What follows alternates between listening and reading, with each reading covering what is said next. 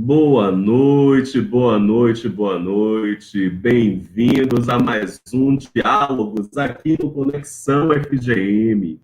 Essa proposta de a cada semana a gente fazer um bate-papo, né, sobre os nossos espaços culturais, mergulhando nas histórias, nas trajetórias e em curiosidades de cada um dos nossos espaços.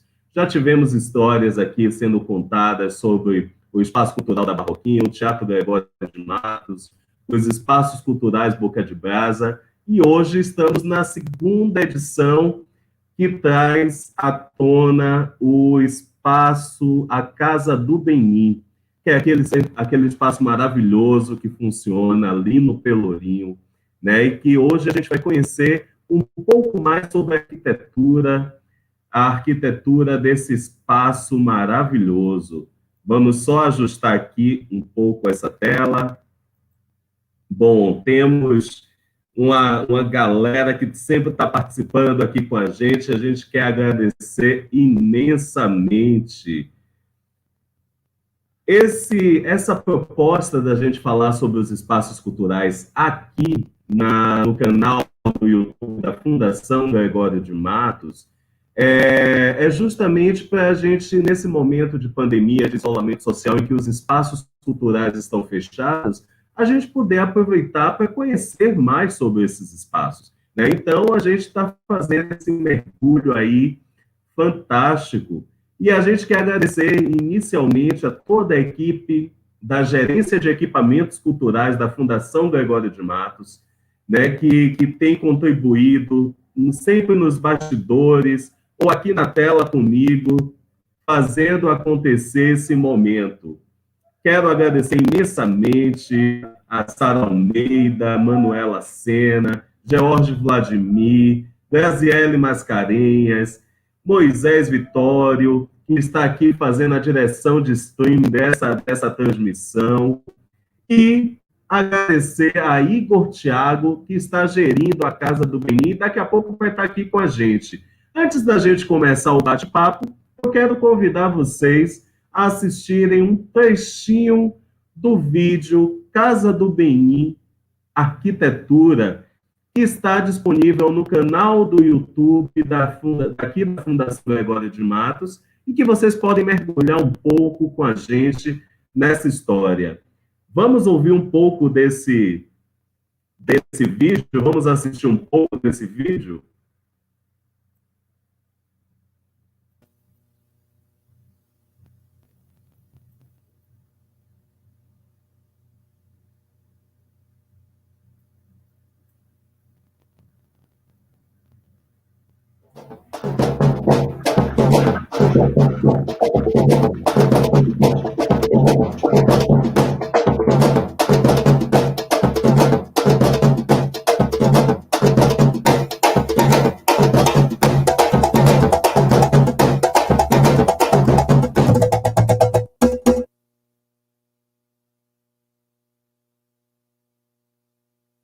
O Daomé, como era chamado antigamente, hoje o Benim, é um conjunto de povos ali na região do Golfo da Guiné, que tem uma importância muito grande para a formação do Brasil e da Bahia.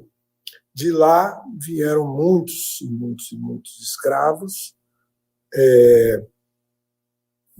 Durante muito tempo ajudaram a formação econômica do Brasil e a formação cultural do Brasil. Depois, já no final da escravidão, tiveram os retornados, muitos escravos que, por várias razões, conseguiram alforria, conseguiram independência econômica e tal, e voltaram para o Benim, voltaram para Daomé, e lá estabeleceram uma cultura já mesclada entre aquilo que havia vindo do Benim para o Brasil e depois misturados aqui com as coisas que encontraram e criaram no Brasil. voltaram para lá, estabeleceram lá uma civilização nova, com muitas influências brasileiras. É difícil falar da Casa do Benim sem falar da volta de Lina para a Bahia, desse segundo momento de Lina na Bahia. E de 1986 a 1990, praticamente.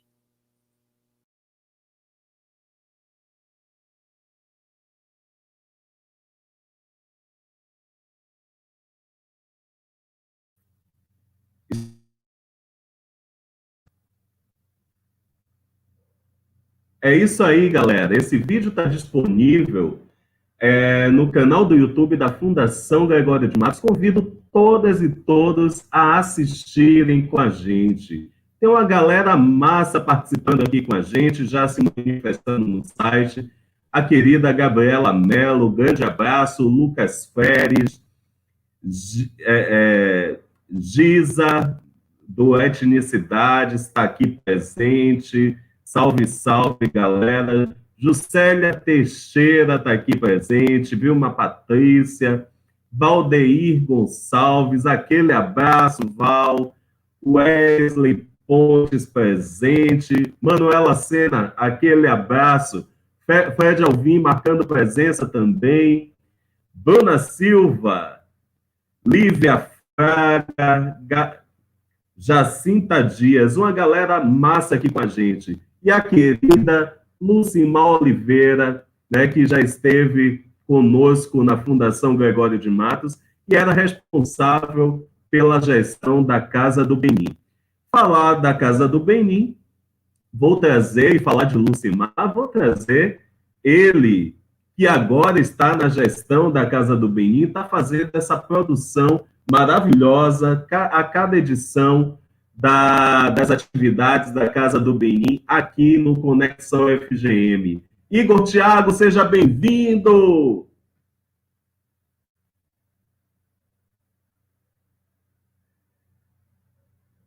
Desmuta o microfone, Guito. Olá, boa noite. Boa noite a todos. Boa noite. Seja bem-vindo, seja bem-vindo. Esse trabalho maravilhoso que a gente conseguiu, conseguindo emplacar, né, na Casa do Benim. E eu estou muito feliz de estar com você aqui, né? Quero aproveitar para mandar um abraço para toda a galera que faz a Casa do Benim. Eu falo assim, toda a galera, parece que tem um mundo de gente, né? Mas é que são poucas pessoas, mas tão compromissadas e tão eficientes que parece que, de fato, é um mundo de gente. Mandar um abraço para Régia, mandar um abraço para Sandra, para Sandro, para Jean, para Jorge, né? Toda essa galera que faz com que a Casa do Benim aconteça. Morrendo de saudade, Guito, da gente chegar e fazer aquela visita, aquele tour pelo acervo da Casa do Benim, morrendo de saudade da culinária musical acontecendo, da capoeira, das aulas de teatro, né? Tanta coisa que esse espaço tem sido. Boa, né, Beco? Com certeza, com certeza. Bom, e hoje, especialmente, a gente está aqui para falar sobre a arquitetura do espaço, né?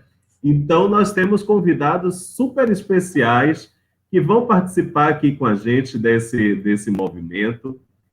E eu quero convidar, para começar, o nosso querido Marcelo Suzuki, ele que é arquiteto e urbanista formado pela USP, doutor em Teoria e História da Arquitetura também pela USP, e também professor da USP, né?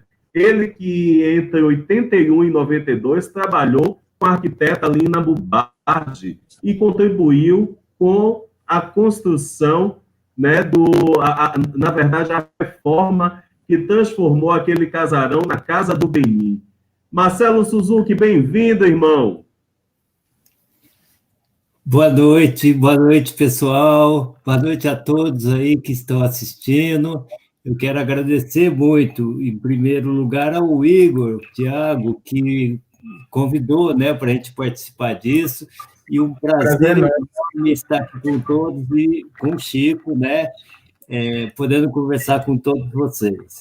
eu agradeço imensamente o convite e quero reiterar, né, o que o Chico já falou, que é para assistir, sim, esse vídeo da Fundação Gregório de Matos, que foi editado, né, pelo nosso Moisés, que está muito legal, e o Gil termina a participação dele dizendo o seguinte: cuidemos da Casa do Benin. E é isso que eu agradeço a todos vocês que estão nos ajudando a fazer isso. Maravilha. Nesse momento de pandemia, Suzuki, é a forma que a gente tem conseguido, né, cuidar desse espaço, cuidar imaterialmente desse espaço, né, da memória, da preservação da memória e da trajetória, tem sido esses papos que a gente tem, esses diálogos que a gente tem realizado. Então, eu fico muito feliz em poder estar compartilhando esse momento, né, com você, para a gente conhecer um pouco de como foi esse processo de edificação da Casa do Benin, né? Então, para a gente poder ir formando essa roda assim, de diálogo super bacana, vamos convidar também o também professor, só um minuto, que a tecnologia hoje está... Pronto, agora... Ele que também é professor, é arquiteto e urbanista formado pela UFBA, doutor na linha de restauração, conservação e gestão de bens patrimoniais, é professor de lá da UFBA e lidera o grupo de pesquisas Etnicidades e o grupo de estudos étnicos raciais em arquitetura e urbanismo, e também é membro de pesquisa de patrimônio e identidades, uma pesquisa multidisciplinar em relação às étnico-raciais e estudos africanos do pós-afro. Professor Fábio Velan, seja bem-vindo. Boa noite a todos, né? Um abraço à Fundação Gregório de Matos, eu estou agraciado pelo convite, agradeço muito o convite a Igor Thiago, né? E desejo a ele uma brilhante gestão à frente da Casa do Benin, né? Que honre, né, o nome da Casa do Benin, esse elemento que pulsa no coração da cidade de Salvador, no centro histórico, né? Agradeço também a presença e o convite de Chico Assis, a honra estar aqui dividindo essa sessão, esse debate com o professor Suzuki, né?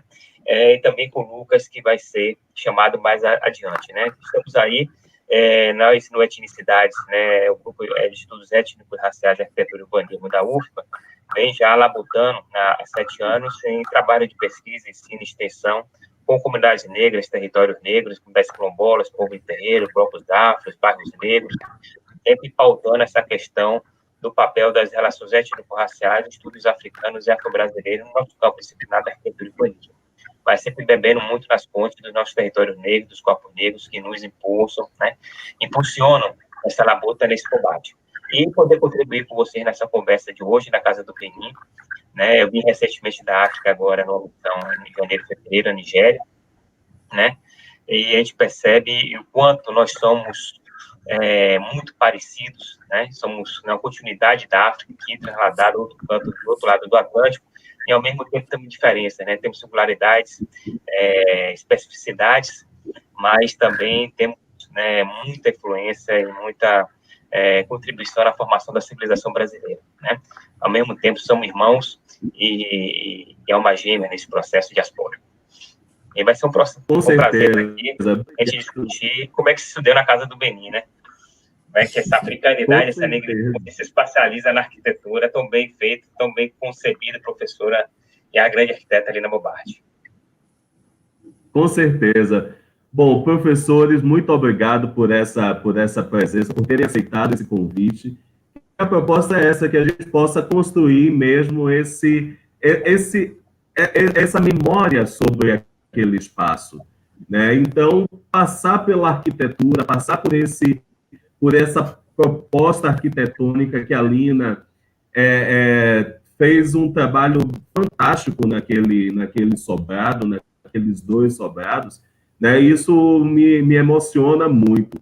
Bom, e para completar essa roda, eu vou trazer ele, que é artista interdisciplinar e mestrando do programa de pós-graduação lá de Belas Artes, da UFBA, e atua na linha de performance, intervenção urbana, arte contemporânea, memória e cidade, e que esteve com a gente lá na Casa do Benin, participando de um projeto. Pode falar um pouquinho, Igor, sobre o projeto Intervalo? Claro. O projeto Intervalo aconteceu na Casa do Benin e no Museu Afro da UFBA. Foi um projeto, enfim, tinham vários artistas envolvidos, e o Lucas, que é o nosso convidado de hoje, juntamente com o Lucas Feres, fizeram uma residência onde eles se debruçaram na pesquisa sobre a arquitetura e o acervo da casa, enfim, e suas relações. Então, é com muita alegria que a gente convida a Lucas para participar dessa roda com a gente também. Lucas Lago, seja bem-vindo, Lucas. O áudio. Boa noite a todos e todas. Primeiro, também gostaria de agradecer pelo convite, agradecer a Igor, Tiago, ao Chico, e parabenizá-los pela iniciativa de estar realizando esses encontros. Assim. Estou muito feliz de estar participando e muito honrado de estar participando também dessa mesa com os professores Marcelo Suzuki e Fábio. Como o Igor comentou, o ano passado eu participei de uma residência artística na Casa do Benin, e desenvolvi um projeto investigando essas relações entre arquitetura, acervo e o espaço atual e os usos e práticas, e a gente ficou tendo um ateliê temporário no espaço da Casa do Benin, e a gente teve a possibilidade de conviver cotidianamente com o espaço. Assim. Então, foi mais ou menos nesse sentido. Acho que a gente continua falando mais sobre. Maravilha, maravilha. Bom, começando falando um pouco, né, desse momento de inicial de transformação daquele sobrado que fica numa região super importante do Pelourinho, né? Justamente na bifurcação entre o Pelourinho, o Santo Antônio, o comércio, porque tem o Tabuão ali ligando o comércio, e a Baixa dos Sapateiros, né? Uma encruzilhada ali de 6 pernas. Entendedores entenderão. Então, esse espaço, esse casarão, sofreu um incêndio, né? E eu queria entender um pouco, Suzuki, como é que foi esse processo, né, da chegada de Lina a Salvador. Ela estava afastada, e assim, no vídeo, algumas histórias aparecem lá de que ela estava meio que brigada com Salvador, né? Então, essa retomada de Lina a Salvador, e também como foi esse processo de reforma daquele casarão, transformando nesse projeto, que é o projeto da Casa do Benin. A Lina, ela dizia que, sabe lá por que ela era sempre jogada fora. Passava alguma coisa, acontecia, ela era jogada fora. Por exemplo, o Unhão. Eu fiz Unhão, a gente se esforçou muito, era uma ideia linda, era muito importante para o Brasil, as pessoas se verem, as pessoas se enxergarem, e então, por isso que era um museu de arte moderna junto com o Museu de Arte Popular. Essas duas coisas simultâneas são exatamente o Brasil. Um popular muito vigoroso, candidato a ser moderno, né?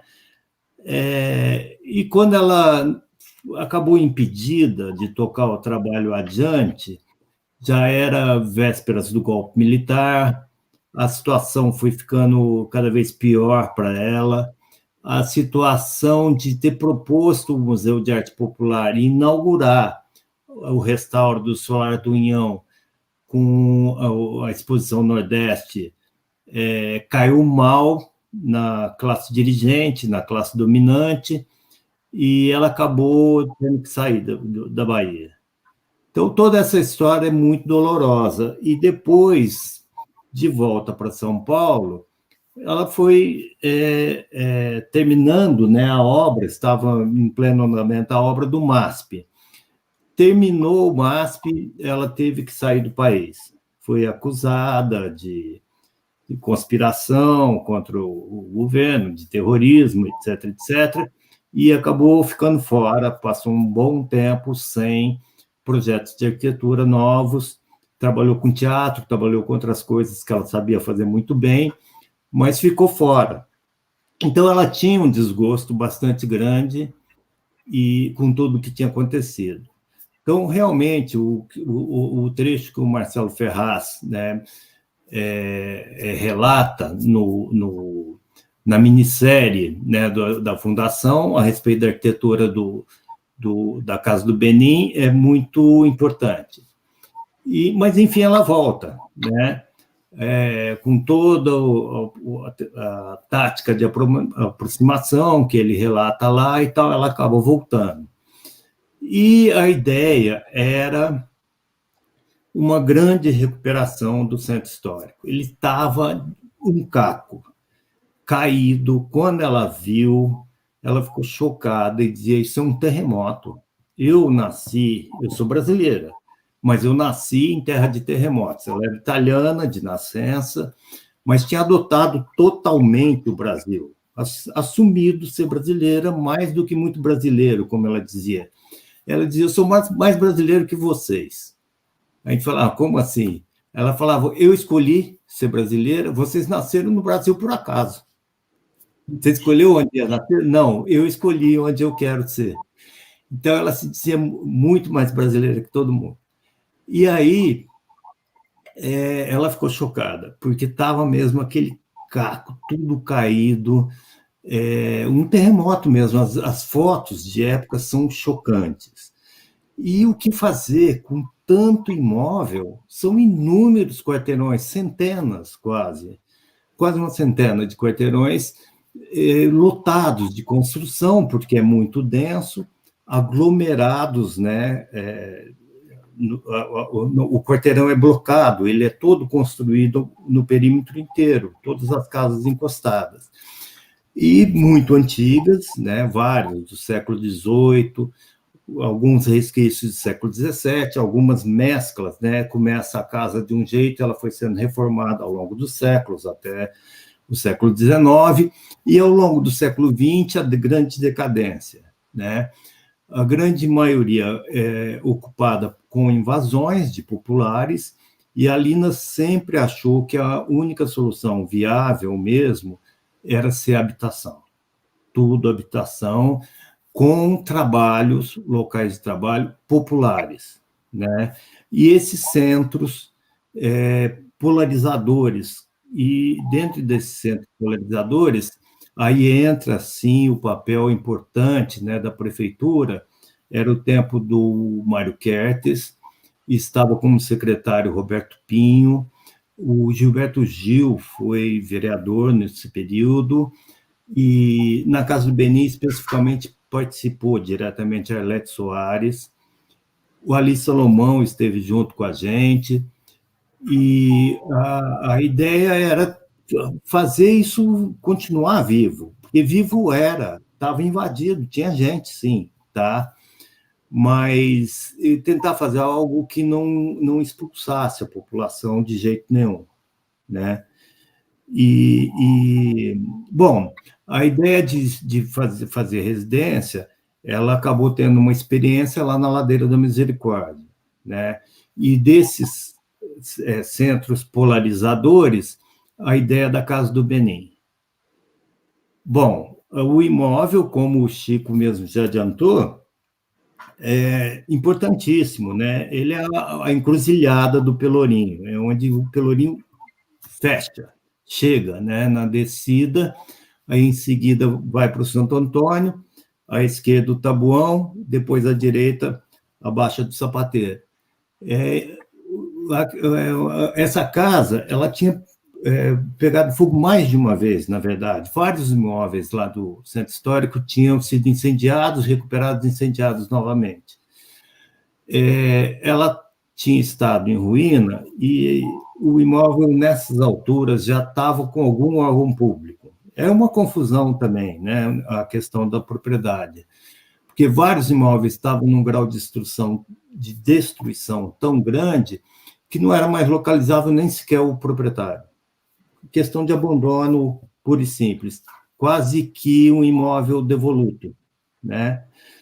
E tinha se iniciado uma recuperação, feito um trabalho de engenharia um pouco grosseiro, mas que acertou num aspecto que depois eu relato com um pouco mais de detalhe. Bom, mas de qualquer maneira, fez uma estrutura de concreto, grosseira, pesada demais, né, muito robusta, para segurar o conjunto da fachada, que estava íntegro, e uma parede ao fundo, que é original também. O restante tinha ruído totalmente. Todos os pavimentos em madeira e a cobertura com sua estrutura de madeira também tinha sido incendiada e estava perdida. Essa recuperação já tinha feito os diversos pavimentos em concreto e a cobertura, né? Mas depois tinha parado também por falta de verba. Nós tivemos acesso às imagens do conjunto incendiado ainda, em ruína, e ao projeto estrutural dessa obra. Não se tem notícia de um projeto arquitetônico. Então, a gente viu um trabalho de engenharia que fez, então, essa estrutura que eu relatei, né, um pouco robusta demais, e que previa, tinha até o vão certinho, uma escada transversal. Transversal, para quem não está vendo as imagens, daqui a pouco, se precisar, a gente mostra, o edifício ele é muito estreito e comprido, né? Quase fazendo esse fecho no sentido do Pelourinho. Então, esse estreito era repartido em dois com um conjunto de escadas, né, que dividia mais ou menos 2 ambientes para cada lado de quem acessasse. Eu imagino que se fosse algum órgão burocrático, como parece que iria ser mesmo, tá bom, então eu tenho umas salas para cá, umas salas para cá, né? E foi isso que encontramos. A Lina, de cara, a gente ficou assim, bom, o que a gente vai fazer? O que ela vai achar disso aí, né? Vai querer demolir tudo? Barra pesada, demolir tudo. Ela, não, deixa. A única coisa que ela propôs foi uma escada longitudinal, de uma vez só, assim, falou, pronto, está tudo resolvido. E é verdade.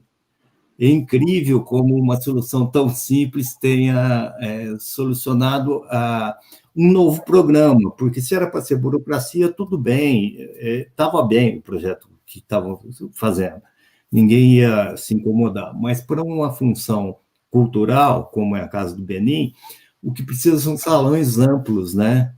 E foi a maneira que ela propôs, com muita simplicidade.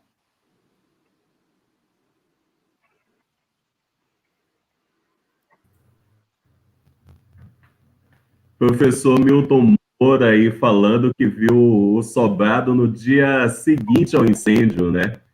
Que ainda exalava fumaça. No início, Suzuki. Pois é, ele viu... No mês anterior, a gente teve aqui o George Washington, que é ator do Bando de Teatro Olodum, né? E que relatou para a gente que trabalhou lá na época que ali funcionavam umas fábricas de sapato antes do incêndio, né? Então, a gente, aos poucos, está construindo essas memórias também anteriores daquele espaço enquanto Casa do Benim. E o legal da história foi assim, que essa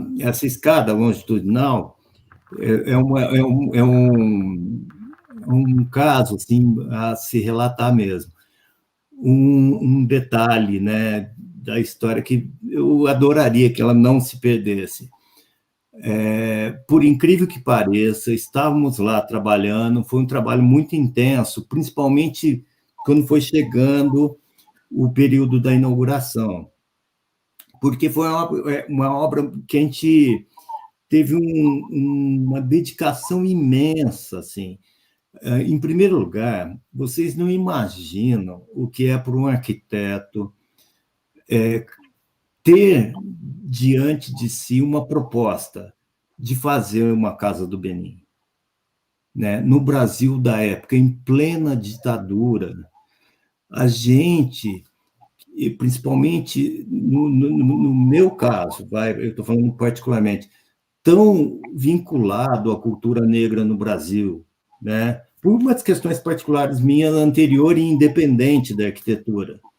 Mas quando surgiu isso, dá aquela emoção, assim, nossa, não é possível, nós vamos fazer a Casa do Benin, né? Só trabalhando com a Lina para uma coisa dessa me acontecer, isso é muito mágico, né? Bom, e foi essa coisa mágica que fez a gente trabalhar que nem maluco lá e gostando o tempo todo, curtindo muito, falando, nossa, nós estamos fazendo uma coisa importantíssima, né? Manter acesa, manter viva esse vínculo nosso com a matriz, né, africana, das várias etnias, das várias regiões, etc., etc., e está podendo participar disso em pleno Pelourinho. Vocês não imaginam que emoção que é isso. E está lá trabalhando com a Lina, e ela teve uma surpresa assim, das mais chocantes, imagino, para ela. O Bard, o professor Bard, marido dela, diz que vai para a inauguração. Vocês não acreditam, a Lina, aquela dureza, aquela italiana brava, que dava dura na gente o tempo todo, né? Só na bronca, tratando a gente bem brava mesmo e tal, fica emocionada porque o marido ia. Saiu da nossa trabalheira lá, né, da montagem, inclusive já da exposição, e queria ir num cabeleireiro. Foi fazer o cabelo para receber o marido que ia chegar, né? E aí foi essa emoção, ele chegou e ele tinha um olhar fantástico, né? Tanto é que foi o Marchand de arte que foi e o criador do MASP, do Museu de Arte de São Paulo. Ele chegou, olhou, ele já tinha muito mais que 80 anos, não me lembro exatamente quando na época, talvez uns 84. E subiu a escada, numa velocidade que eu e Marcelo Ferraz saímos correndo atrás, com medo que acontecesse alguma coisa, que ele caísse e tal, e sozinho, na obra, subiu a escada. Parava em cada andar e olhava para cada salão. Quando chegou no último, lá em cima, olhou para nós dois, que chegamos em seguida, quase sem fôlego, e ele disse assim, moderno, racional, né? Então, foi essa solução super simples que transformou a casa nesse espaço curioso, diferenciado, específico e muito legal de estar lá, de viver lá, né? Coisas boas. Que maravilha! Nossa, a gente entra na Casa do Benin e, assim, aquelas paredes contam histórias para a gente, né? Salvador tem muitos espaços assim. A Casa do Benin, eu tenho a honra de trabalhar em 2 espaços que que contam bastante essas histórias. Também o Espaço Cultural da Barroquinha, né? A gente entra no Espaço Cultural da Barroquinha, as paredes parecem que falam com a gente, se comunicam com a gente, né? Então, toda essas ações que a Lina, essas intervenções que a Lina fez, né, fazendo com que a história e a própria história daquele espaço dialogasse com algo que é tão moderno, que era, bom, para a época, fazer esse diálogo com o concreto, isso tudo me encanta, me seduz muito, né? Então, toda vez que eu vou na casa do Benin, eu olho para aquelas paredes de pedra e para o diálogo daquelas paredes com aquela escada, né, que o professor Milton Moura fala que a escada da casa do Benin, como a escada do Inhão, ela inova e acrescenta sem ferir. E é isso, né? Ela conseguiu criar esse diálogo entre a memória, entre o que aquelas paredes falavam e um futuro, né? Eu acho que não era nem o contemporâneo, para mim ela estava dialogando com o futuro. Bom, professor Fábio. Oi. Suzuki, você ia falar alguma coisa? Não, eu só estava concordando contigo. Joia. Professor Fábio, bom, me conta um pouco sobre essa proposta, né? Você tem tá ministrando uma disciplina que fala das cidades africanas, né? E como é essa representação de um espaço, de uma casa do Benin aqui em Salvador, esse diálogo entre Salvador e Benin, através também do processo arquitetônico, né, já que a gente, falando da Casa do Benin especificamente, o quintal, né, tem lá um espaço que tem uma conexão direta com a África, que é a conhecida Tata Somba, né, que é uma reprodução, uma réplica de edificações construídas no Benin, né? Então, como é isso para essa disciplina cidades africanas, né? Poder dialogar dentro da própria cidade de Salvador, com essas referências à África. Chico, boa noite mais uma vez. Dizer que, tomando a palavra de vocês, ao entrar na Casa do Benin, é um encontro mágico, né? Um portal. A Casa do Benin é um portal para a África, né? Dizem, né? Lídia Cabreira dizia que ao bater os terreiros, né? Bater os tambores, os orixás vinham da África para as Américas, né? Ao atravessar a porta da Casa do Benin, está adentrando o continente africano, ali na África Ocidental, sem dúvida alguma. E duas coisas importantes para se analisar na sua problemática. A primeira é resgatando um pouco essa memória de professor Marcelo Suzuki, o momento no qual a Casa do Benin foi fundada. Esse momento de efervescência cultural da negritude nas Américas, sobretudo aqui no Brasil, né, e no mundo de uma forma geral. Nós temos aí dois cenários, né, que vai do final dos anos 60 até o início dos anos 80, no qual você tem internacionalmente a luta pelos direitos civis nos Estados Unidos, a luta contra o apartheid na África do Sul, você tem a luta de independência dos países do continente africano, né, pelo colonialismo, contra o colonialismo, você tem o movimento pan-africanista, né, você tem um processo de refluxo, né, de imigrantes, de africanos, né, e latinos-americanos negros que voltam para as metrópoles europeias, esse segundo refluxo. Você tem a explosão do reggae, do hip-hop, do funk, a nível mundial, né? E no Brasil, você tem também essa efervescência, particularmente em Salvador, né? No qual você tem nesse período aí a fundação dos blocos afros, os resgates dos afoxés, você tem o desenvolvimento do movimento negro unificado, né? E outras entidades negras de resistência, você tem a segunda reafricanização dos terreiros, por exemplo, nos anos 80 aconteceu o terceiro encontro da tradição e cultura orixá aqui em Salvador. O primeiro foi na Nigéria, o segundo em Nova York, o terceiro foi aqui, né, que saiu aquela famosa manifesto das grandes mães de santo, né, uma menininha, do Cantuá, Olga do Alaqueto, Mãe Estela do Urexa Porfonjá, e outras que assinaram aquele grande manifesto contra o secretismo religioso.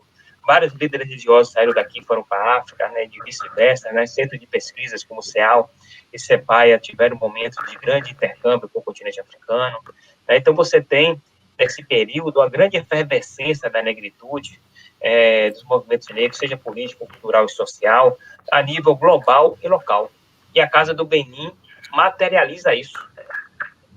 A construção da Casa do Benin acontece no bojo desse momento né, de luta, de resistência e de validação da negritude a nível mundial e a nível global. E a Casa do Benin é isso, ela condensa essa diáspora. É um encontro do Brasil com a África e um encontro da África com o Brasil, né?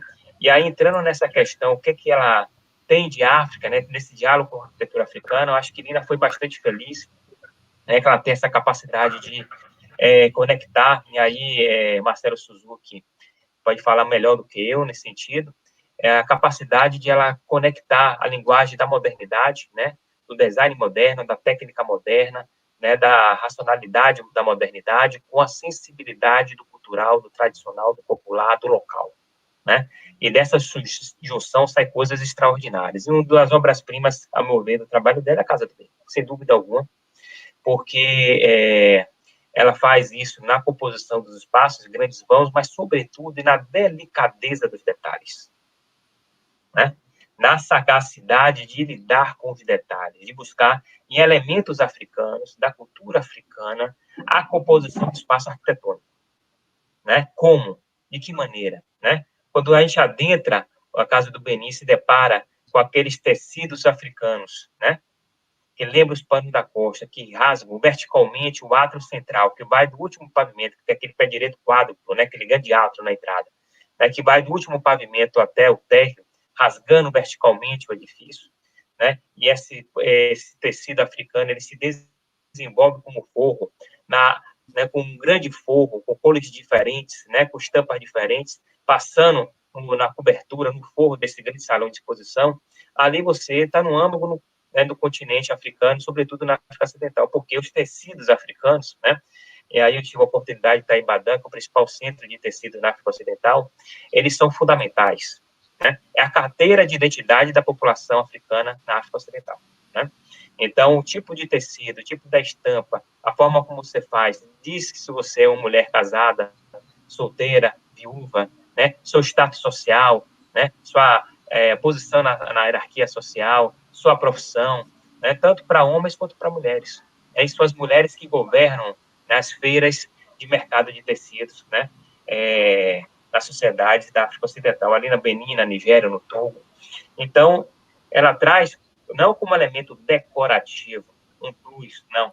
Esses tecidos são arquitetura, elas compõem a arquitetura, tanto quanto os pilares, as escadas e outros elementos do espaço arquitetônico. Então, ela foi bastante feliz a trazer essa questão do tecido na composição, da espacialidade daquela arquitetura, né? Que ela faz um diálogo direto, né, com esse elemento tão importante que é o tecido no corpo negro da África Ocidental, né? O outro elemento importante é o trabalho que ela faz nessa brincadeira do concreto, né, da parede de alvenaria com terracota, né, da terra africana. Está ali presente, né, no chão vermelho, né, do sangue, do barro africano no solo africano, né? O outro detalhe que ela traz de forma bastante sagaz é o trabalho de revestimento dos pilares com aquela palha que lembra as cestarias, né, do Daomé, né, da África Ocidental, né? E aí, ao adentrar aquele grande espaço, né, ela brinca com a questão da surpresa, do, né, fechado, do aberto, daquela coisa que é muito própria dos terreiros de candomblé da Bahia, né, do Aô, e muito própria de umas etnias mais predominantes do Daomé, do Benin, né, antigo Daomé, que são os daomenianos, que aqui no Brasil são chamados de povo Jeje, né, e várias variações, Jeje Mundubim, Jeje Marri, Jeje Savalu, que é a questão da intimidade, a questão da simplicidade, a questão da austeridade, né, do chão batido, da terra, né, e, sobretudo, dessa questão do segredo, né? Você adentra aquele espaço, né, para o iniciado no terreiro, no candomblé, como se estivesse adentrando um roncó, né? Um sabagino, um roncó, né, um barracão, né, antes da entrada dos orixás, aquela coisa do aô, que a gente chama, né, do segredo, o espaço que é verticalizado, mas o microclima que ela cria, o microespaço que ela cria, né, todo revestido de pedra, com aquela questão da sombra, né, com as palmeiras, né, o espelho d'água, né, cortando o edifício, que está ali, aquela construção de terra que está ali no centro. E aí ela é bastante sagaz no momento que traz aquela arquitetura tradicional dali da região do Togo, do Benin, dos povos daomenianos, né, no momento que ela traz a tecnologia de terra, que é, né, a tecnologia presente no patrimônio tombado pela Unesco desde 84, que é o conjunto arquitetônico dos palácios do Abomey, né? Os grandes palácios do Abomey, todos eles são feitos de terra, né? Paredes espessas, de taipa de pilão enormes, né? Paredes e pilares extensos, de cada rei do Daomé, né? Eles construíam um palácio para si. E todos eles feitos de terra, né? Com altos relevos, com pinturas, assim, contava a história dos reis, dos mitos, das fundações das dinastias, né? Das guerras, das batalhas. Isso está presente, né? Está presente nessa construção no momento que ela resgata, né? Faz uma construção no centro, que é o centro, né, de formação da culinária, aquele restaurante que também funcionava como formação profissional, de forma curva, mas utilizando essa técnica da terra, fazendo uma referência direta, né, não só os palácios do Abomey, mas os copôndios, os ebés das comunidades rurais da região ali do Benin, sobretudo em volta do Império do Abomey, né, descendo ali em Porto Novo, Idá e Cotonou, na região do Benin. Então, são elementos arquitetônicos que dialogam diretamente com o continente africano, né? São elementos que compõem o espaço, que fazem a arquitetura, não apenas detalhes ou decorativos, são elementos constitutivos, compositivos da espacialidade da arquitetura, tanto quanto né, os pilares, a laje, a escada, o telhado, né? Elas fazem a arquitetura, né? Ela foi bastante feliz, ela foi genial, brilhante, no momento que ela conseguiu compor o espaço arquitetônico, fazer um projeto, né, não do todo para o micro, mas como ela sempre trabalha, né, de uma forma bastante sensível do micro para tudo, né, fazendo esse diálogo, né, da modernidade com a cultura local, com a tradição, mas, sobretudo, utilizando esses elementos compositivos no espaço como elementos centrais na arquitetura, né? Quando você adentra o espaço, você vê a parede de alvenaria, você vê o pilar de concreto, você vê os lanços de madeira, mas tudo isso embriagado pelos panos africanos, né, pelas palhas dos pilares, pelos coqueiros, pela sombra, pelo segredo, né, pela terracota, né, e isso tudo reverberando a África, né? Sobretudo os panos, porque, especificamente, no povo daomeniano, tem uma riqueza muito grande da tapeçaria, né, que reflete, né, que reproduz os altos e baixos relevos de todos os palácios daomenianos, né? Eles reproduzem isso na tapeçaria, que é um dos elementos de exposição da Casa do Benin, né, e que dialoga diretamente com aqueles tecidos que estão ali, digamos, costurando o espaço arquitetônico, costurando a relação da Casa do Benin, né, com Salvador e com a África. Então, é isso. Nossa, que maravilha, que viagem pela arquitetura, hein, Suzuki? É engraçado que Fábio começou falando justamente da Casa do Benin como um portal. E o João Jorge, na semana passada, no mês passado, o tempo, a noção do tempo da gente está meio quebrada, né? Coisa que eu fiz há 2 meses, eu estou achando que foi ontem. Bom, o João Jorge estava falando justamente disso, né, da Casa do Benin como sendo esse grande portal de conexão entre Salvador e África, né? Então, a ideia, eu acho que é isso, é essa sensação que a gente tem quando entra naquele espaço, né? É muito engraçado, porque, assim, na minha adolescência, várias vezes eu passava ali pela porta da Casa do Benin e eu entrei poucas vezes, menos do que eu gostaria, né? E hoje o nosso grande trabalho, né, e isso o Igor pode falar um pouco mais dessas sensações, né, de adentrar e desse fluxo, né, de conseguir trazer as pessoas a conhecerem. É surpreendente, né? Pessoas que entram na casa pela primeira vez, a surpresa que a surpresa que elas têm, né, de se conectar com tantos elementos da África, com tantos elementos dessa memória uma memória afetiva que a gente tem, né, de reconstrução da África, e ao mesmo tempo a surpresa da escada, né, onde está a sustentação da escada. Daqui a pouco o Suzuki vai contar para a gente esse segredo dessa sustentação, como é. Então, Igor, fala um pouquinho para a gente aí, já trazendo um pouco desse contexto, né, do intervalo, trazendo um pouco dessa experiência do Lucas lá na Casa do Benin. Sim, sim. Quando eu cheguei na casa do Benin, o intervalo já estava acontecendo, né? Eu peguei o intervalo do meio para o final. E é um projeto fantástico. Um grupo de artistas residindo tanto na Casa do Benin quanto no Museu Afro-Brasileiro da UFBA e pesquisando aqueles lugares, né?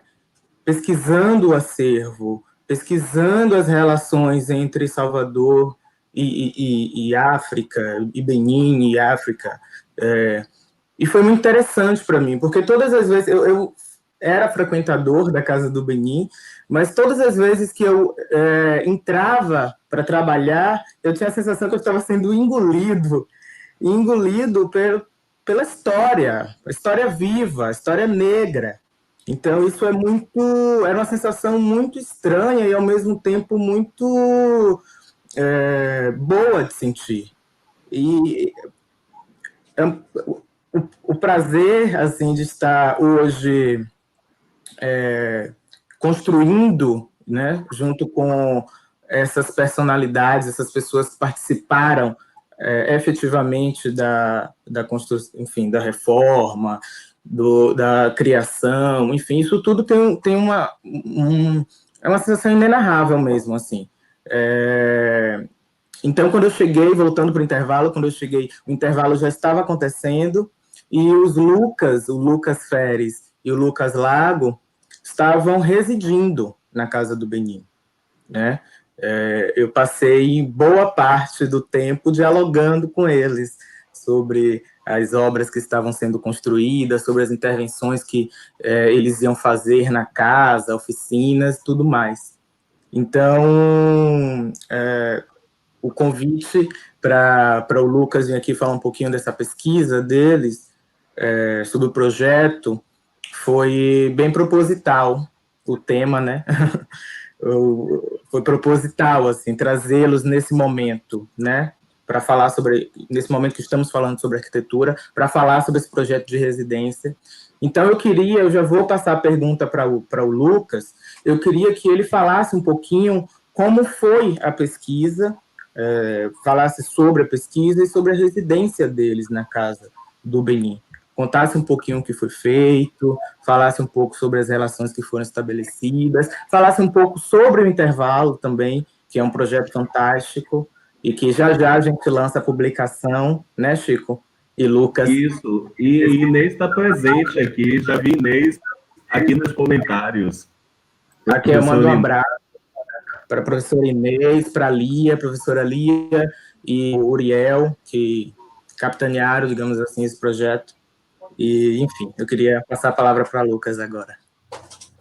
Bom, como você disse, o Intervalo, que foi um projeto maior que pretendia investigar essas relações dos acervos afro-atlânticos aqui na cidade de Salvador, no MAF e na Casa do Benin. E dentro do projeto Intervalo foi que nós, eu e o Lucas, né, que trabalhamos como uma dupla de artistas, mas também trabalhamos em conjunto com a artista Sara Marques e uma parceria de colaboração com o arquiteto Ian Gra, que foi muito importante nessa relação entre arte e arquitetura que a gente estava interessado. Então, dentro do projeto Intervalo, a nossa pesquisa foi destinada à arquitetura e às relações entre arquitetura e acervo, mas a arquitetura da Casa do Benin, e a gente estava interessado pensar como que a gente poderia produzir intervenções artísticas nesse espaço de memória. Então, a gente tinha interesse também muito por ter trabalhos que dialogassem com o espaço e que funcionasse dentro dele, não só dentro do contexto expositivo. Então, a gente começou, desde o começo, quando a gente chega na Casa do Benin, a gente começa a se interessar por essas pistas ligadas tanto à memória que está presente na própria arquitetura, a partir dessa investigação mais presencial mas também uma investigação de arquivo. Então, a gente começou a pesquisar essas fotografias ao longo do tempo da Casa do Benin. A gente foi no Instituto Bard para olhar essas áreas do projeto e esse contexto de formação, que eu acho que o professor Suzuki abordou. E a gente começou a tentar encontrar alguns desses elementos assim de memória desse projeto. E aí Nesse sentido, a gente foi identificando alguns aspectos ou alguns elementos da arquitetura da qual a gente se focou em desenvolver, assim. E um deles foi ligado ao projeto do restaurante. E aí é interessante, porque hoje, mais cedo, eu escutando o professor Suzuki no vídeo da série, ele dizia que não chamava isso de Tata Somba inicialmente, que só posteriormente isso... Hoje a gente conhece mais como Tata Somba e se refere ali como Tata Somba, que remete a essa construção, como o professor Fábio Velano explicou, que é essa construção vernacular do Benin. Mas a gente começou a ficar interessado nisso, porque primeiro a gente se depara com essa peça, que é uma peça, eu vou mostrar, não sei se consegue ver, eu tenho uma imagem, que é uma peça do acervo da Casa do Benin, que é uma miniatura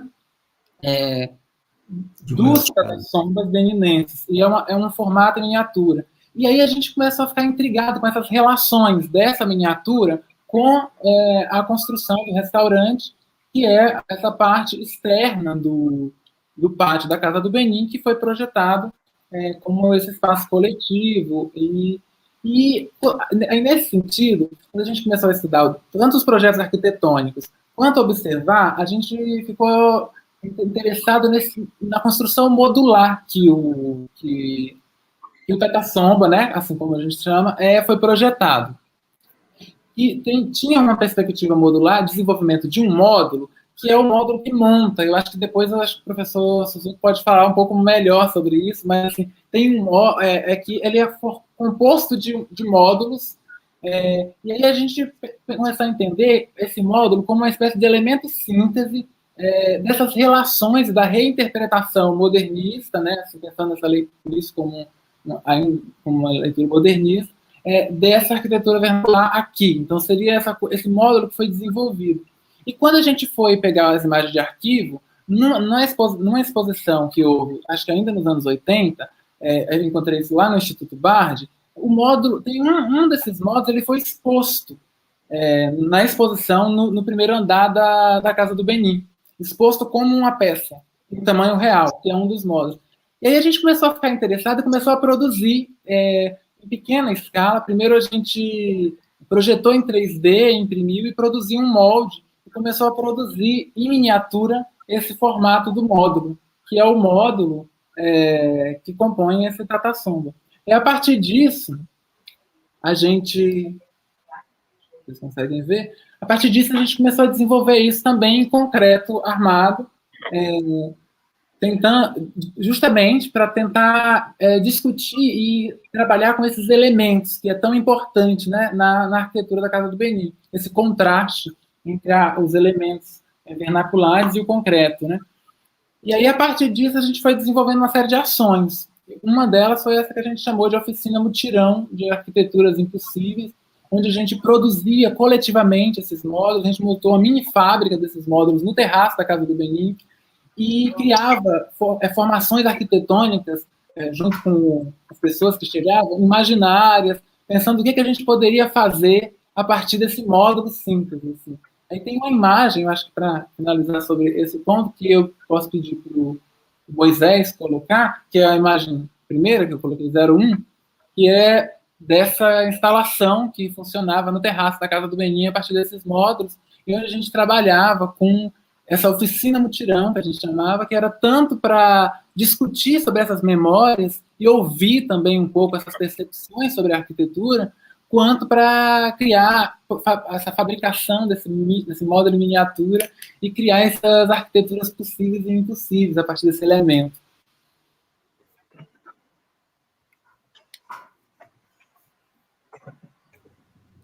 Que maravilha, gente. Muitos comentários, muitas pessoas super bacanas aqui, só para registrar. Bruna Silva, um abraço, Bruna. Lívia Fraga, Jacinta Dias, Marcelo Cunha, um abraço, Marcelo. Jorge Costa, Ana Paula Vasconcelos, a Sônia Mendes aqui com a gente. Olha, tem gente do Rio de Janeiro, tem gente de Roma. O bom desse momento que a gente está vivendo são essas conexões aí que a gente também acaba fazendo e possibilitando que esse papo sobre a arquitetura da Casa do Benin né, sobre o trabalho de Lina, atravesse as fronteiras aí e chegue a outros países, chegue também a outras cidades. A Kelly está por aqui, a Saraí, a Valéria, o Carlos, o Igor, Andrade, a Débora, professor Milton, que já trouxe algumas contribuições de memória aí para a gente, né? O Edvaldo, né?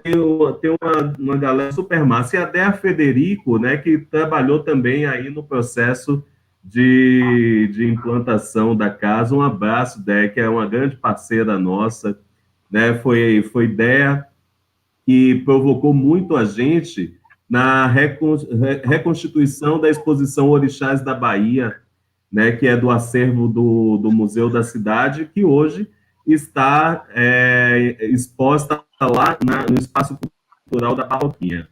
Bom, vários assuntos assim que vem à tona, e a Manuela Sena, que é nossa colega na Fundação Gregório de Matos e trabalha comigo na gestão do Espaço Cultural da Barroquinha e do Teatro Gregório de Matos, traz uma curiosidade aí para o Suzuki. Ela pergunta como funciona como funcionava, né, o processo de pesquisa de Lina para a realização de um projeto, como foi, né, esse processo da Casa do Benin. Eu acho que a gente já passeou um pouco pela Casa do Benin, mas talvez, Suzuki, falar um pouco do processo criativo mesmo, né, da Lina, como é que se davam, como é que aconteciam essas pesquisas. Olha, tem um negócio que é impressionante demais, assim, a quantidade de coisa que a Lina sabia, né? E primeiro ela e o Bart tinham uma biblioteca maravilhosa, genial, inclusive grande parte dela foi doada de uma vez só para a biblioteca do MASP. O professor Bard pegou livros assim, alguns raríssimos, né? Inclusive uma grande enciclopédia de arquitetura de 500 anos. 500 anos, a edição original, doou para o MASP. Bem, sobre a Casa do Benin, especificamente, né, só bem depois a gente descobriu que a Lina tinha um livro sobre o Benin, tá? E que era um passeio cultural no Benin, assim, pegando todos os itens, né? O barro, o pano, a palha, os metais, né? É um livro muito interessante, bem legal, assim. E ela vinha incursionando com algumas pesquisas desse jeito africano de construir, com situações que envolviam curvas, que está num projeto dela que é a Igreja do Espírito Santo do Cerrado, né?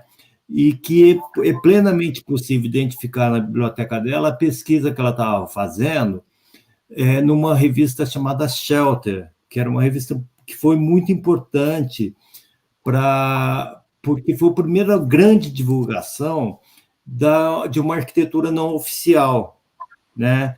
Da arquitetura comercial que fazia sucesso ou era publicada no mundo inteiro, e sim as ditas alternativas, inclusive construções improvisadas dos hippies tinham nessa revista, mas muitas coisas da África.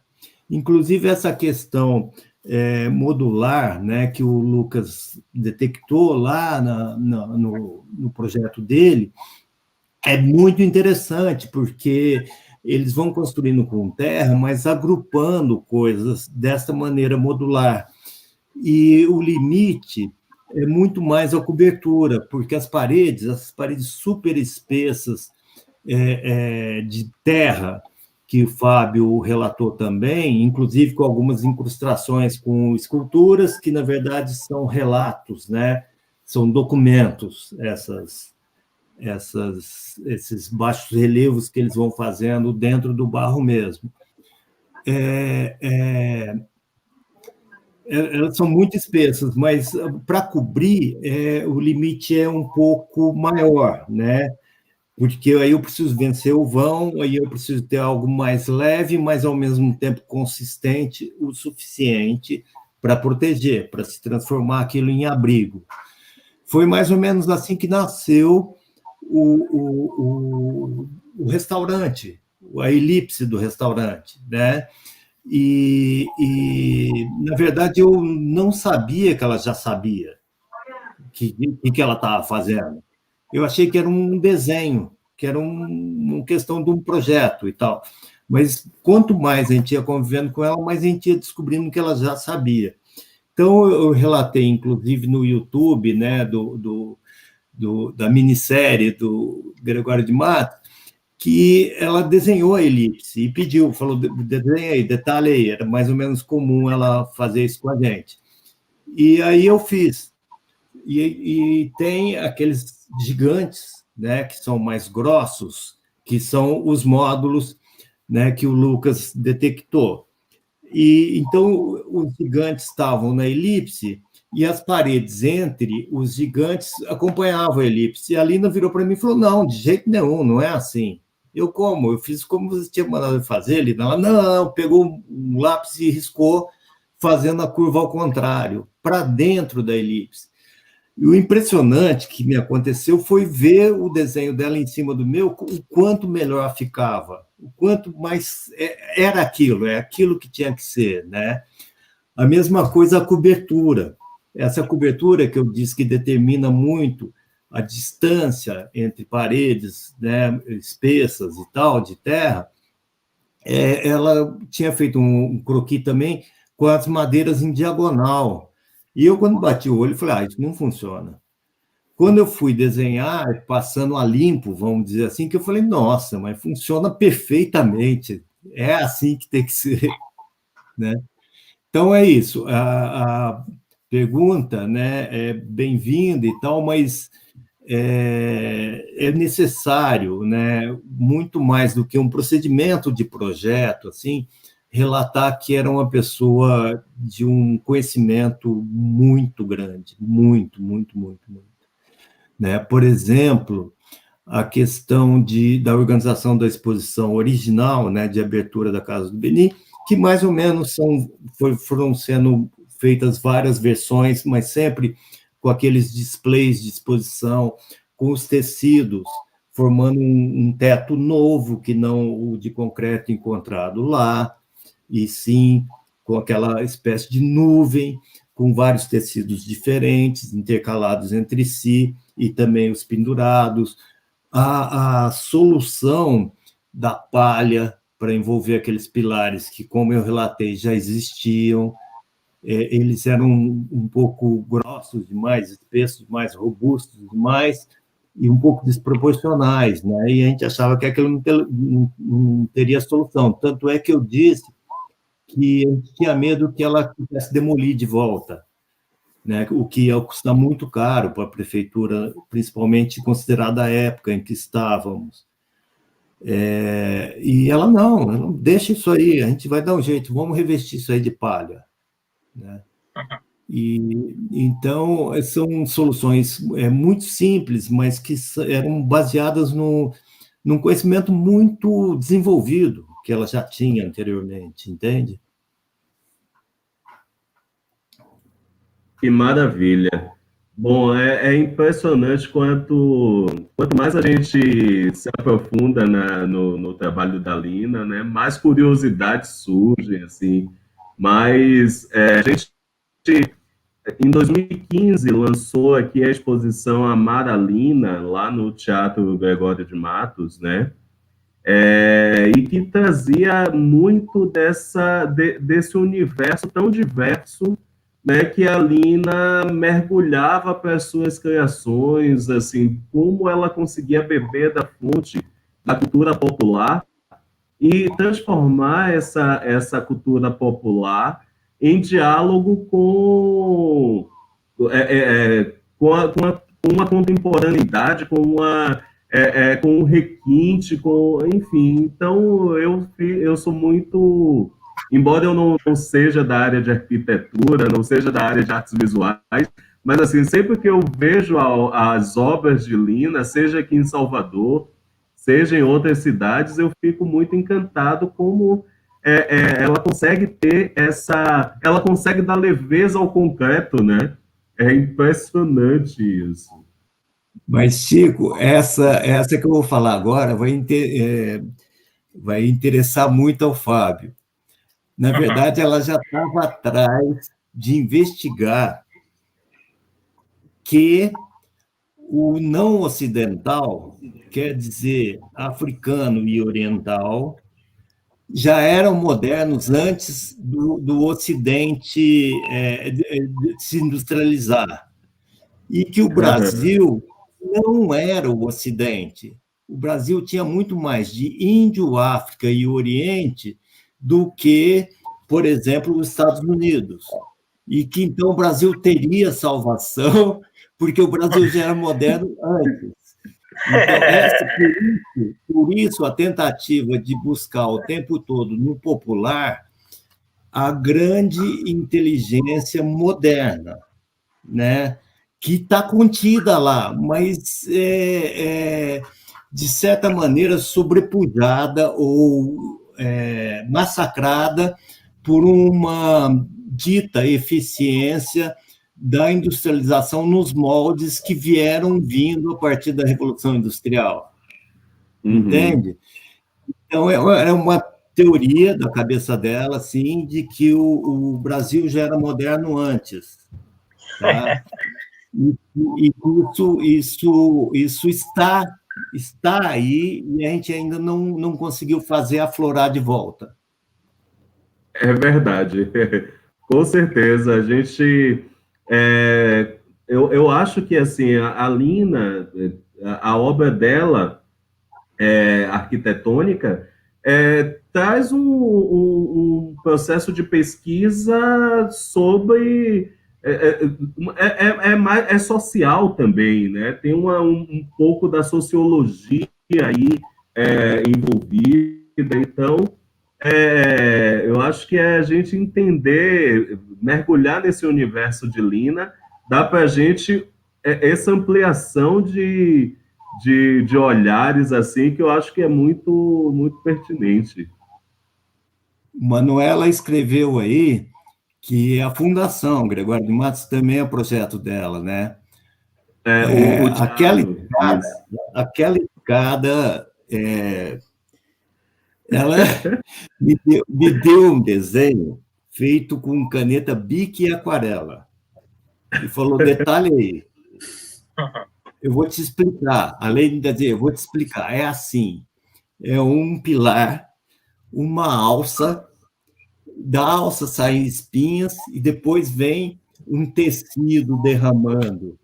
O tecido derramando é de concreto, só para vocês fazerem uma ideia. E eu, a princípio, olhando só o croquis dela, isso não vai dar, isso não vai dar, isso não vai dar. E aí, desenhando de novo, nossa, parece que funciona.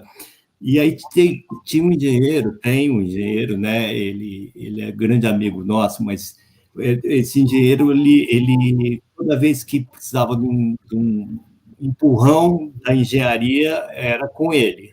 Então, ali falou dele e tal, a gente mostrou para o Roberto Roschmitz, e ele olhou a escada e falou, funciona, tranquilamente. Né?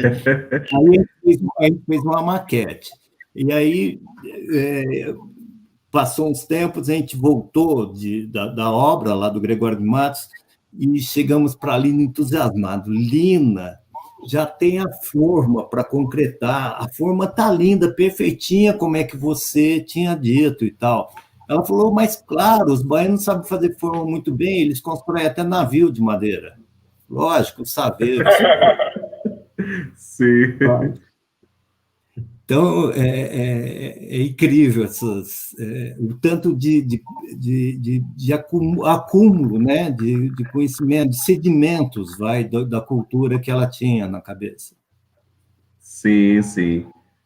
Bom, você quer mostrar alguma coisa para a gente de imagem? Pode ficar à vontade também. Eu até tinha comentado antes com o Igor que eu achei a montagem, né, do YouTube da Fundação tão bem encadeada, imagens e falas, né, do Marcelo Carvalho Ferraz, nosso companheiro aí dessas lutas todas dessa época, né, e do Gil, e que as imagens que estão lá, acho que estão muito bem, né? E eu mandei uma sequência bastante longa, de algumas coisas muito interessantes para mostrar, como, por exemplo, as construções lá no Benin, que se assemelham muito à do restaurante, né? E outras coisinhas mais. Mas, enfim, eu não acho que seja muito o caso de passar longamente todas as imagens, não, tá, Chico? Aham. Não sei se é Joia. muita coisa, inclusive. Suzuki, se Restância. a gente pode disponibilizar depois essas imagens na rede, né? Elas são, algumas são de autoria e tudo mais. Acho que a gente pode fazer isso ao longo do tempo. Eu, na medida do possível, coloquei as fontes todas, né? Várias das fotos são do Marcelo Carvalho Ferraz, né? Esse companheiro que disse que estava lá nesse trabalho o tempo todo lá, trabalhou com a Lina, né? Desde antes de mim até, e outras fotos que foram pesquisadas na internet, as que têm autor estão lá citadas também nas imagens, tá? Uhum. Maravilha. A gente vai fazer essa visita, assim, esse momento gerou na gente esse grande incômodo, né, que eu tenho já há algum tempo no serviço público, que é da falta de memória, né? A gente, quando muda uma gestão, a gente perde muita coisa da memória do que foi construído, do que foi edificado. Então, nesses mais de 30 anos da Casa do Benin, a gente perdeu muito dessa memória da Casa do Benin, né, que a gente está agora trabalhando nessa reconstrução, junto com a própria Fundação Pierre Verger, né, junto com essas parcerias, como foi o Projeto Intervalo. A gente está em contato com a Embaixada do Benin, assim, o embaixador tem sido muito próximo da Casa do Benin, para a gente conseguir reconstituir a memória do acervo, né? Porque o próprio acervo, a gente hoje sabe que ali tem peças que não foram as peças originárias que o Pierre Verger coletou nas expedições. A gente sabe que tem muita coisa que foi sendo agregada àquele acervo e que hoje a gente está trabalhando e que a gente entende também que o acervo ele tem que ser dinâmico, né? Mas a gente está trabalhando hoje para uma recatalogação desse acervo. Os Lucas, né, como a gente trata a dupla Lucas Lago e Lucas Ferri, eles acabaram de fazer um registro fotográfico dessas peças e a gente está em diálogo com a embaixada, né, buscando uma referência mais precisa desse acervo, porque a gente entende a importância que essa memória, sendo um espaço museal, que essa memória seja constituída, seja reconfigurada. E sendo um espaço público, né, a gente entende que a gente precisa guardar, a gente se entende nessa função de guardião dessa memória. Né? Agora, Chico, é preciso salientar também o papel na origem, né, desse trabalho da Arlete Soares, né, da antropóloga e fotógrafa Arlete Soares, que eu vejo, né, até na feitura desse trabalho, um empenho muito grande dela, também, assim como o nosso agora que eu estou dizendo, eu e Marcelo Ferraz, né, de, por um lado, manter Lina trabalhando e a Arlete manter Verger trabalhando, quer dizer, trabalhando para sair a Casa do Benin. porque eram duas personalidades muito fortes e que já se conheciam de longa data. Então, para a coisa ali virar um curto-circuito, não custava. Então, a gente tinha que ficar um pouco manobrando para a coisa ficar calma e sair. E, então, não só nesse sentido, a Arlete também fez parte da primeira visita, né, excursão da prefeitura lá no Benin. Você diz agora, né, o consulado está participando, está com a gente. Na época não tinha nem representação diplomática cruzada, o Brasil com o Benin. Né? Só para você imaginar a dificuldade que foi esse trabalho e o quanto foi importante, né, essa iniciativa da prefeitura e do Roberto Pinto. Tá? A Arlete é uma querida, assim, a gente está em contato também com ela. E, assim, uma das questões que preocupa muito a Arlete é o quanto a Casa do Benin, ao longo desses 30 anos, acabou se distanciando um pouco da proposta, do que foi a proposta original, né? E que agora a gente está buscando esse retorno, né? Esse próprio contato, essa própria abertura do espaço para o projeto Intervalo, um projeto de residência artística, né? Como é que a gente volta a juntar essas pontas que ao longo do tempo se perderam, né? Então, tudo isso que a gente está discutindo, tudo isso que a gente está falando por aqui, está ajudando a gente a reconstruir esse projeto original da Casa do Benin, que para a gente é de uma riqueza, de uma importância tamanha, né? E que vai, aos poucos, fazendo com que a gente se reconecte com o próprio propósito da Casa do Benin.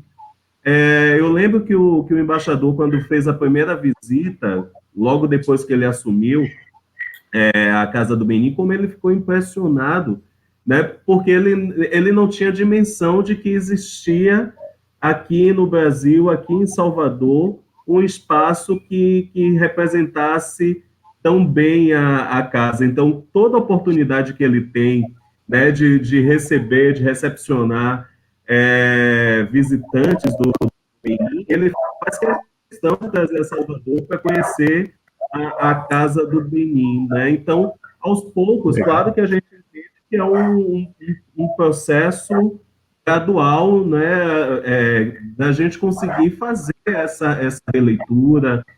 Eu acho que também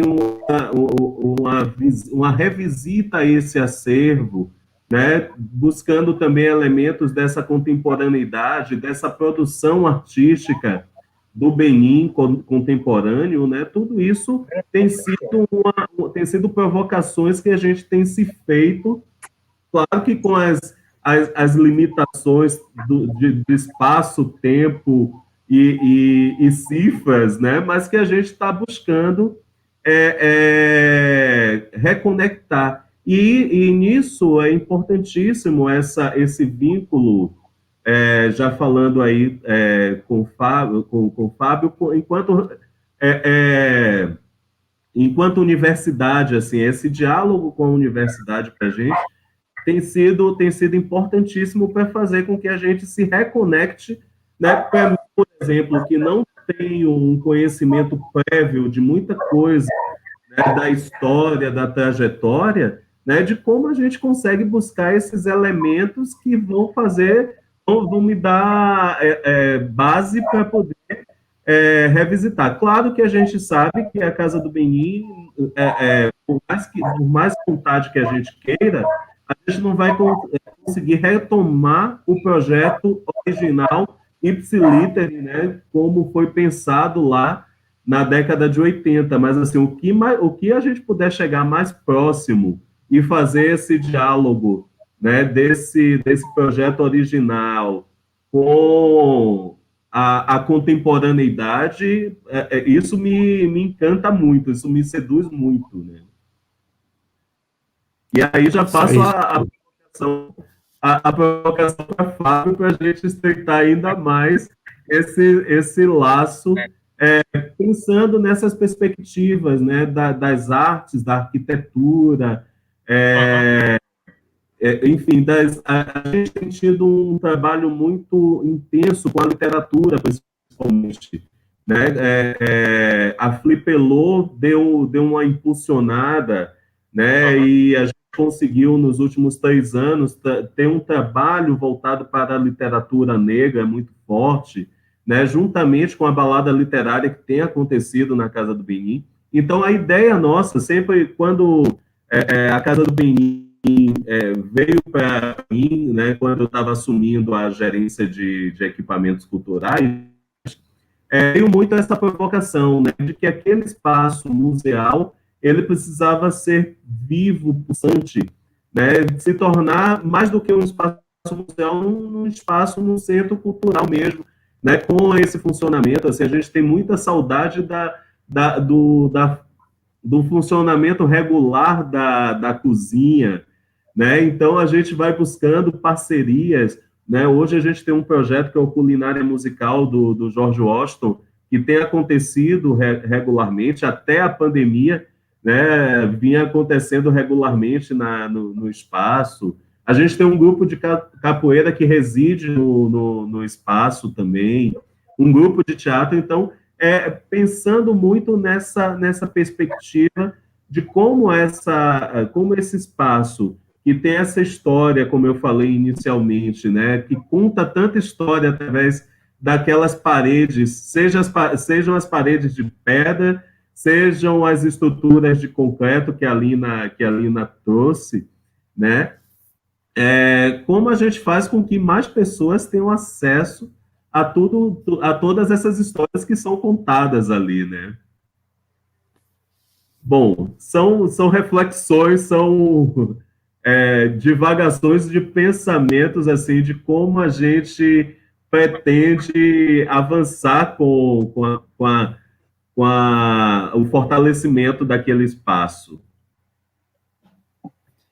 Tem mais algumas pessoas aqui, a Josane, o Carlos Ferreira, a Juscelia Teixeira, Laís Pereira, o George Vladimir, que é nosso colega lá nos Espaços Culturais Boca de Brasa, né? Agradecer imensamente toda essa participação, tem muitas mensagens aí acontecendo, e a gente está caminhando já para o final, assim, já a gente fazer uma rodada assim de considerações, né, para caminhar, chegando quase a 1h30 de papo, e parece que começou agora.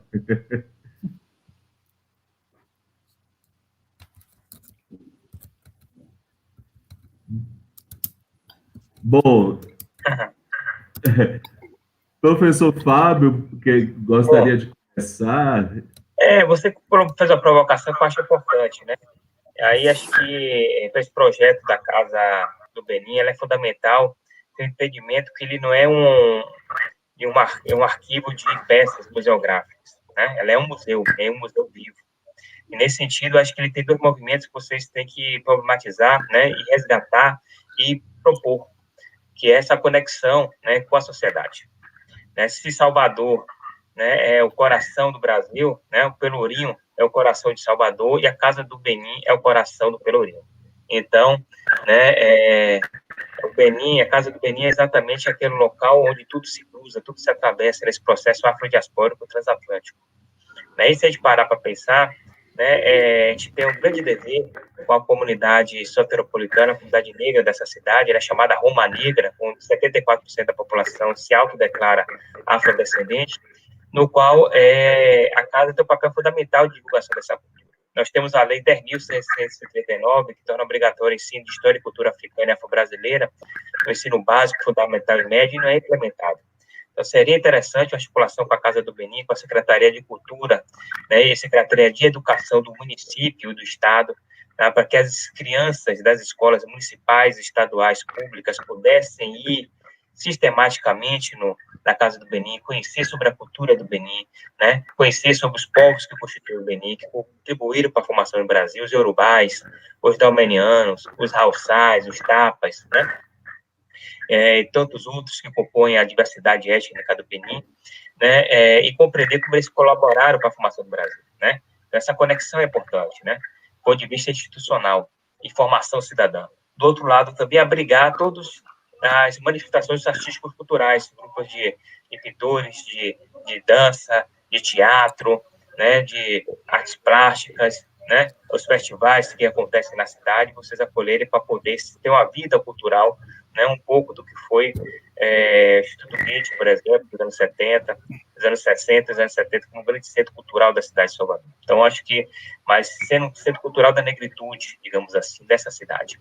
E outro ponto que eu acho aí importante é o que é a Casa do Benim, é um ponto da diáspora, né, um ponto de cruzamento da diáspora negra, né, condensado. E esse processo da diáspora é contínuo. Vocês bem falaram aqui, depois, né, os retornados, que é chamados agudais, né, que estão lá em Lagos, Cotonou, Porto Novo, né, que lá em Gana é chamado os Tabons. Então, o que acontece? Vieram para cá, a gente foi para lá, vieram, voltaram, né, blocos afros, afoxés, terreiros, né, intelectuais, acadêmicos, artísticas, vão e vão. Vêm e vão dos dois lados do Atlântico, estão lá, de certa forma, elas têm que passar pela Casa do Benim. Então, nessa perspectiva, acho que tem o terceiro movimento, né, além dessa conexão institucional com as escolas, né, municipais e estaduais, além da conexão com a sociedade, com os movimentos artísticos e culturais da cidade, hip-hop, funk, né, de cinema, de teatro, uma conexão com o próprio Benim, com a produção artístico-cultural do Benim, né? Tem que ser exposto na Casa do Benim. Qual é a produção artístico-cultural contemporânea de pintura, de escultura, de literatura, né, de artes plásticas do Benim de hoje, dos diversos povos do Benim hoje, né? Ao longo da sua história, né, no período colonial, do período pós-colonial, de independência, né, de produção hoje do Estado Democrático, o que é feito lá hoje na contemporaneidade? Isso tem que ser trazido para a Casa do Benim, isso tem que ser exposto, né? Tem que ser um local onde o Benim se reconheça no Brasil, né, como um pedaço dele aqui no solo brasileiro e que a gente reconheça o Benim como um pedaço nosso no outro lado do Atlântico. Então, esse contato é fundamental. Esse contato com a embaixada, esse contato com o CEAL, né, por exemplo, eu sempre estou trazendo alguns professores acadêmicos, né, da África Ocidental, que por exemplo, professor de História lá do Benim, da Universidade de Cabali, lá do Benim, de Cotonou, né, Eliseu Salmone, que ficou aqui 2 anos, né, podia estar várias palestras e cursos na Casa do Benim, né, quando ele esteve aqui. A gente está tendo contato agora com a professora Cádia Tal, lá do IMARC, Todo Mundo Africano, da Universidade de Paris, que faz um trabalho muito intenso com o Benim. A gente está articulando uma rede internacional entre a Faculdade de Arquitetura, né, o IMAF, na Universidade de Paris, e a Universidade de Cavalier do Benim, para trazer, né, fazer pesquisas no mundo transatlântico, mas, sobretudo, acho que tem que avançar além dessa área acadêmica para a área artístico-cultural. Quais são os nomes da cultura popular, né, do Benim hoje, da pintura, da escultura, da literatura, do teatro, da música, trazer eles para cá, através da embaixada, porque eles põem os seus trabalhos aqui, divulgam os seus trabalhos aqui, que tem uma mídia que divulga os trabalhos deles aqui. Então, é um processo que vocês têm que empreender, entender a Casa do Benim como um elemento propulsor da diáspora, né, que não se encerrou, né, com a escravidão nem com a abolição. Ela continua até hoje e sempre vai continuar, né, nesse processo transatlântico. Então, o desafio de vocês é grande, né, acho que a Casa do Benim, né, tem as outras também importantes casas, como a gente tem a Casa da Nigéria, a Casa de Angola, mas ela é a mais antiga e é a que pulsa, né, no coração da cidade. E acho que vocês têm esse grande desafio de fazer esses 3 movimentos, né? O institucional, da conscientização contra o racismo estrutural, institucional, né? Que atravessa nossos jovens, nossas crianças, através da implantação efetiva da Lei 10.139, para fazer essa coisa de faz de conta, né? Vamos discutir história e cultura africana e afro-brasileira. Na Semana da Consciência Negra, em novembro, vai falar sobre Zumbi, vai falar sobre Palmares, e já foi dado o conteúdo. Né? A coisa para depois dormir, né? Se as crianças, né, todas as escolas, levarem as crianças, né, semanalmente para o Casa do Benim, lá eles verem o que é, por exemplo, a tecnologia, né, da tecnologia do ferro, a tecnologia da fundição a frio dos dalmenianos, com a tecnologia sofisticada, né, extremamente elaborada, que nem o Ocidente e a Europa conseguiu desenvolver, eles vão ficar encantados, né? Vão ficar encantados. As tapeçarias, as máscaras de L10, as armas, né? Tudo que está lá sendo exposto e ver ao vivo, ao cores, conhecendo as coisas, é outra perspectiva, né? Importante para a formação deles, né? todos nós temos que passar pela Casa do Benin. Né? Todo soteropolitano tem que passar na Casa do Benin. Eu estou a disciplina na graduação Arquiteturas Afro-Brasileiras, que eu levo ele na Casa do Benin, levo na Casa de Angola, levo nos terreiros de cada nação, Queta, Angola, Jeje, e por aí vai. Né? E entender também o processo de colonização, porque o Benin foi formado através da partilha da África. Né? Chegou final do século XIX, os países lá em Berlim, as potências europeias, sentaram dentro de uma sala, abriram o mapa da África, vamos dividir. Você fica com isso, eu fico com aquilo. Né? Aí pegaram, dividiram a Urubalândia no meio, a metade ficou para os ingleses, a outra metade ficou para os franceses, aí colocaram dentro de um país, né, dalmenianos e urubais, que eram adversários, de certa forma, né, faziam alianças, né, depois eles ficavam inimigos, né, os muçulmanos ao norte. Então, o Benin é um país pequeno, mas que tem tudo. Né, povos que vieram para o Brasil, sobretudo para Salvador, no final do século XVIII, ao longo do século XIX, né, que construíram boa parte do patrimônio cultural brasileiro. Né? Claro que tem os Angolas, também o povo banto, que também são importantes desde o século XVII, ao longo do século XVIII, mas esses dois povos aqui em Salvador tiveram uma contribuição incisiva, né?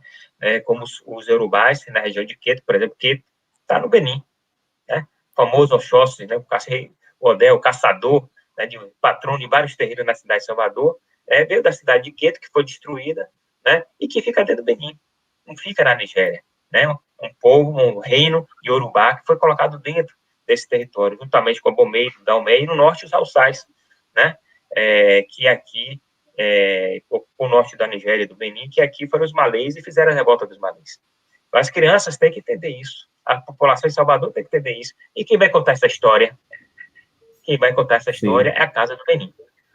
Então, vocês têm um dever civilizatório, vocês têm um dever de cidadania, certo? De ser um centro cultural, de produção de cultural, da juventude, de artistas, né, em Salvador, e, sobretudo, trazer o Benin contemporâneo de hoje para Salvador. Aí vocês, né, realmente vão dar uma grande contribuição, uma grande gestão, né, para a cidade de Salvador, para a Bahia, para o Brasil. A gente precisa disso, né, precisa disso. Que esses centros culturais da Nigéria, do Benin, de Angola, tragam seus artistas, seus intelectuais para aqui. A gente reconstruir a diáspora. Professor Fábio, muito obrigado por essas contribuições. Realmente, assim, essas provocações são nossos grandes motivadores, assim, para a gente conseguir construir esse trabalho, construir esse contato esse recontato, na verdade, com o Benin. Bom, Lucas, suas considerações já finais, assim. Bom, primeiro, assim, queria dizer que, para nós, assim, enquanto artista, poder tomar contato com essa história, essa memória da Casa do Benin, e da formação, e de todos esses projetos, é muito interessante, justamente por notar que, nesses contextos, existia uma memória de futuro muito forte, uma imaginação do que seria esse futuro. E acho que tomar contato com essas memórias de futuro, para entender o que a gente pode fazer hoje com elas, é muito rico, assim. E acho que ao debruçar, ou ao colocar e pensar, discutir, conversar sobre a história da Casa do Benin, a gente acaba também falando sobre uma série de questões transversais que são muito interessantes de pensar, seja para pensar um contexto específico, ou de modernismo baiano, ou desses contextos de formação, seja para pensar essas próprias relações, né, desses fluxos transatlânticos que vai se estabelecendo ao longo da história, seja para pensar a própria cidade de Salvador, que tipo de cidade ou de projeto de cidade a gente está fazendo, e quais questões que se gestaram naquele momento, para que tipo de cidade estava se imaginando também. Eu acho que quando a gente toma contato, se coloca em contato com essas memórias, todas essas questões muito atuais também vêm à tona e entram em discussão, assim.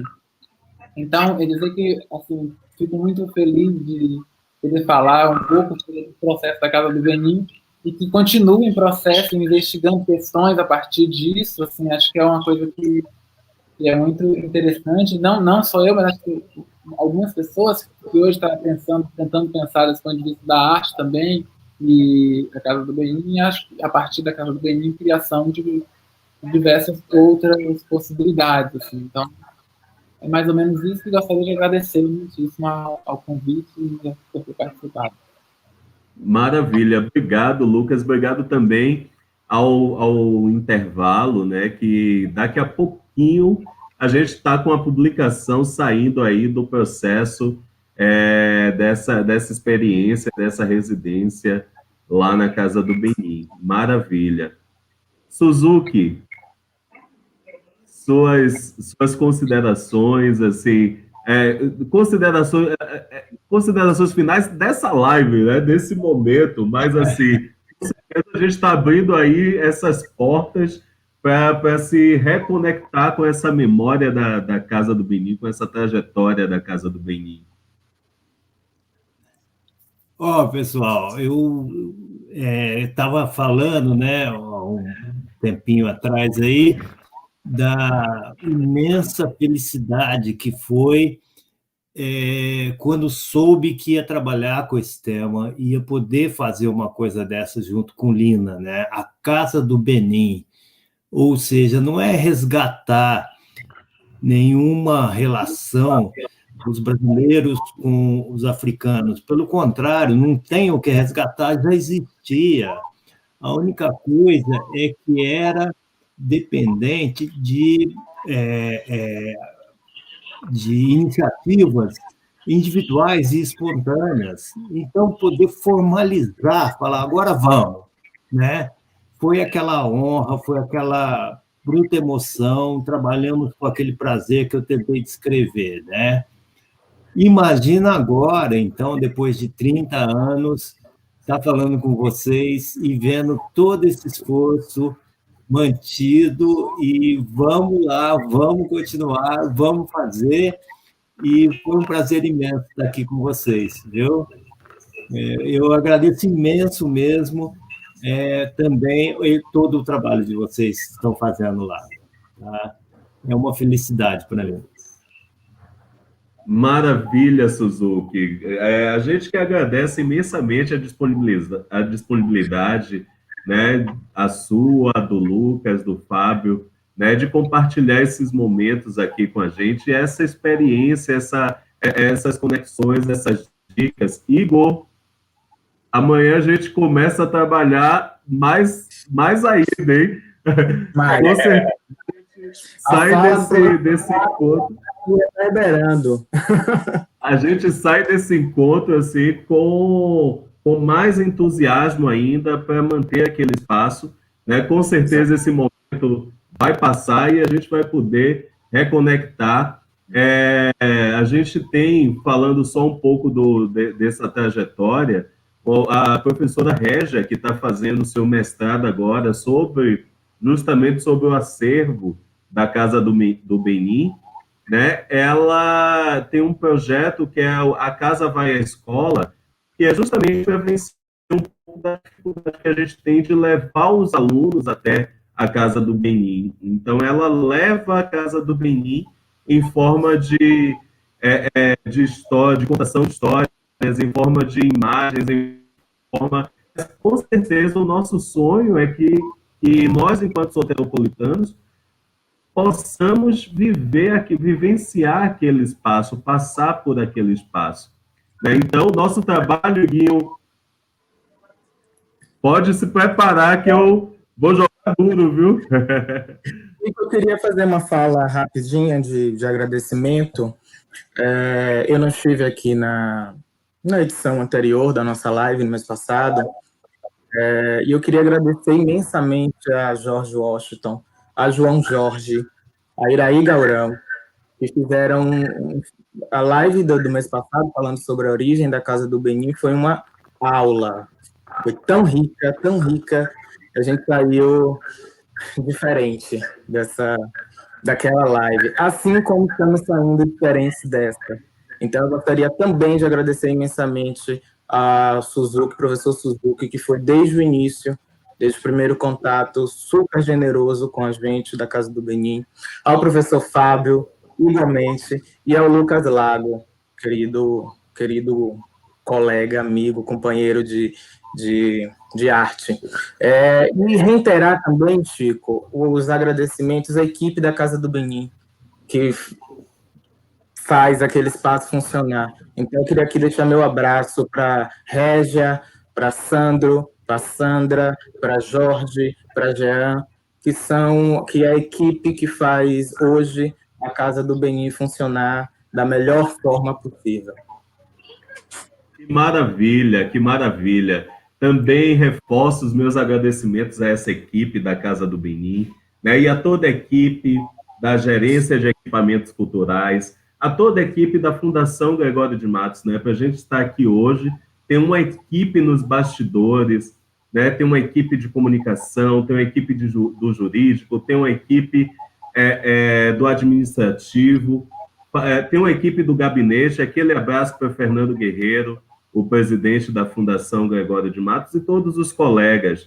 Aproveitar nesse momento já final para divulgar amanhã, sexta-feira, quinta-feira é dia da gente falar dos espaços culturais, e sexta-feira é dia da gente trazer à tona a programação dos espaços culturais Boca de Brasa, e amanhã a gente tem mais uma edição do Palco Aberto, falando do Júlio das Pretas.